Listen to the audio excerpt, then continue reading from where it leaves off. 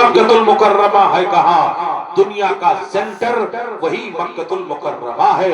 دنیا کا بیچو بیچ اگر ہے تو مکۃ المکرمہ ہے، اور دنیا کی زمین کا جو سینٹر ہے وہ خانہ کعبہ ہے. اللہ تبارک و تعالیٰ نے جب زمین کو پیدا فرمایا تھا، اے مسلمانوں 7 لیئر زمین بھی ہے اور 7 لیئر آسمان بھی ہے. زمین کے سب سے نیچے اللہ نے زمین کے سب سے نیچے مسلمانوں کے لیے سزا کی جگہ جہنم کو رکھا ہے، اور 7 لیئر آسمان، سب سے آسمان 7ویں آسمان کی بلندی پر اللہ نے جنت کو رکھا ہے. پتا کیا چلا؟ جو انسان گناہ کرے گا، خدا کی نافرمانی کرے گا، شرک و بدعت کرے گا، اسے جہنم کا مستحق بنایا جائے گا. جو مسلمان وفاداری کے ساتھ زندگی گزارے گا اسے جنت الفردوس کا اعلیٰ مقام عطا کیا جائے گا. اللہ تبارک و تعالیٰ نے جب زمین کو پیدا فرمایا تھا، اے مسلمانوں پوری دنیا میں پانی ہی پانی تھا، مگر اللہ نے جب زمین کو پیدا فرمایا تو سب سے پہلا خطہ پانی کی سطح پہ ابھر کر کے جو آیا، جو جزیرہ، جو پہاڑی، جو ٹاپو ابھر کر کے زمین کے پانی پر ابھر کر کے آیا تھا، وہ کوئی اور جگہ نہیں ہے، وہ جگہ مکۃ المکرمہ ہے. مکۃ المکرمہ جہاں شہر آباد ہے اور دنیا کا سینٹر وہی ہے جہاں پر اللہ کا گھر موجود ہے جسے خانہ کعبہ کہا جاتا ہے. اسی لیے آخری نبی کو اللہ تبارک تعالیٰ نے مبعوث فرمایا تو دنیا کے سینٹر پہ مبعوث فرمایا ہے. تو سب سے پہلے نبی، مگر سب سے آخر میں اگر کسی کو دنیا میں بھیجا گیا تو میرے آقا کو بھیجا گیا.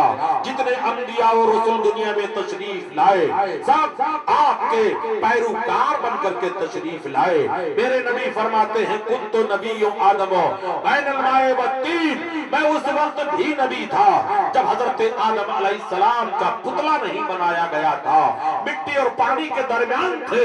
اس وقت بھی میرے پیغمبر صلی اللہ تعالی علیہ وسلم کو اللہ نے نبی بنایا تھا، نبوت کا منصب عطا کر دیا تھا. 1,00,000 کم و بیش 24,000 یا کم و بیش 2,24,000 قابل احترام انبیاء کرام دنیا میں آئے، مگر سردار انبیاء کا درجہ اگر ملا تو حضرت محمد الرسول اللہ صلی اللہ تعالی علیہ وسلم کو یہ درجہ ملا. اور کیوں نہ ملے، انہیں سردار انبیاء بنایا گیا.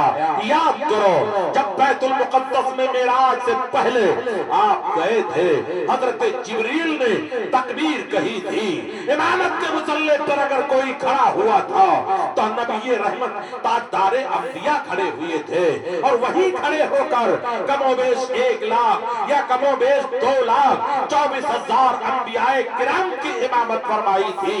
میرے نبی امامت کر رہے ہیں، انہی کے پیچھے تمام انبیاء رکوع و سجود میں جا رہے ہیں.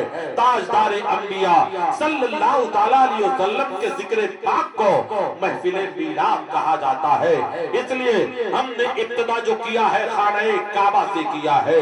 حضرت نبی کریم صلی اللہ تعالی علیہ وسلم کے دادا جان ہیں جنہیں حضرت عبد المطلب کہا جاتا ہے. یہ کون ہیں؟ سردار قریش ہیں، اپنے قبیلے کے کمانڈر ان چیف ہیں. اللہ نے انہیں سرداری عطا کر دی تھی. یاد کر لو ان کی پیشانی چمک چمکا کرتی تھی، ان کا ماتھا ایسے چمکتا تھا جیسے عید کا چاند چمکا کرتا ہے. وجہ کیا ہے؟ حضرت عبد المطلب کی پیشانی میں اللہ نے نبی کے نور کو جلوہ کر دیا تھا. یاد کرو جب ابرہہ جیسا ظالم و جابر بادشاہ خانہ کعبہ کو مسمار کرنے کے لیے آیا تھا، اللہ نے چھوٹے چھوٹے پرندوں کو ابابیل کی شکل میں نمودار کروایا. چونچ اور پنجے میں اے لوگوں رائی کے برابر یا اس سے چھوٹی چھوٹی کنکریاں اللہ نے عطا کر دی. اور ان لوگوں نے جب لشکر جرار پر بارش کیا تھا تو جسم کی بوٹیاں ٹکڑے ٹکڑے ہو کر زمین پر بکھر گئی تھی. پتا کیا چلا؟ اللہ تبارک و تعالی اگر ظالموں کو نست و نابود کرنا چاہے تو پرندے کی کنکریوں سے نست و نابود کر سکتا ہے. اگر اللہ بچانا چاہے تو مکڑی کے جالے سے تاجدار انبیاء کی حفاظت.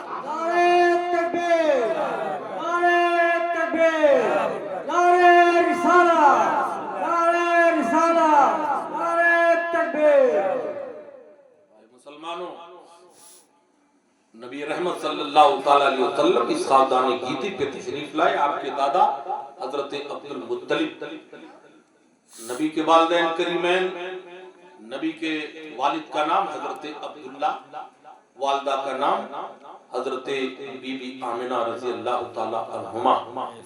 دونوں صاحب ایمان ہیں.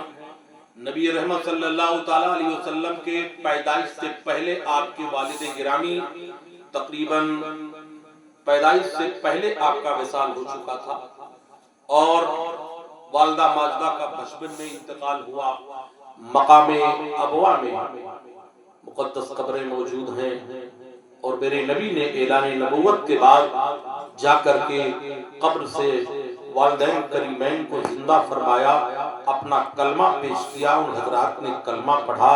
جب میرے نبی قبر پر گئے تھے تو روتے ہوئے گئے تھے، آئے تو ہنستے ہوئے آئے.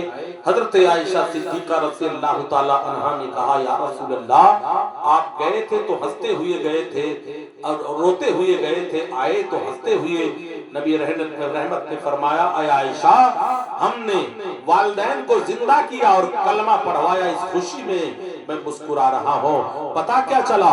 نبی کے والدین کریمین مومن تھے.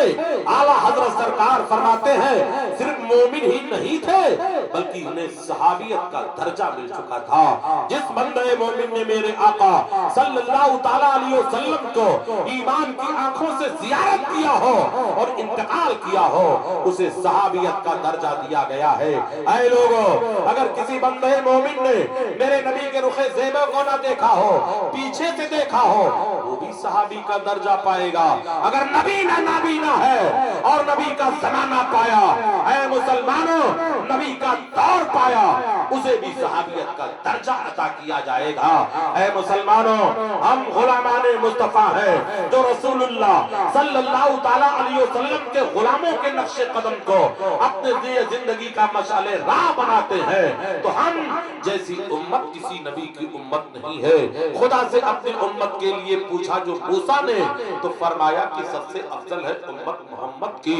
اے مسلمانوں، توریت کے 74 صفحات پر جب حضرت موسیٰ علیہ السلام نے امت محمدیہ کی عظمت کو پڑھا، امت محمدیہ کی فضیلت کو پڑھا، تو خدا کی بارگاہ میں عرض کیا یا اللہ، یہ امت محمدیہ کون ہے؟ میرے نبی صلی اللہ تعالی علیہ وسلم کے اللہ تبارک تعالیٰ نے فرمایا اے موسیٰ، ہمارے آخری نبی محمد الرسول اللہ جو آخری امت ہے، یہ وہی امت محمدیہ ہے. عرض کیا یا اللہ، آخری امت کو میری امت بنا دے. جواب ملا آخری امت تو رسول اللہ کی امت ہوگی. تب آپ نے عرض کیا تب مجھے نبی کی امت میں پیدا فرما دے. خدا سے اپنے امت کے لیے پوچھا جو موسیٰ نے، تو فرمایا کہ سب سے افضل ہے امت محمد.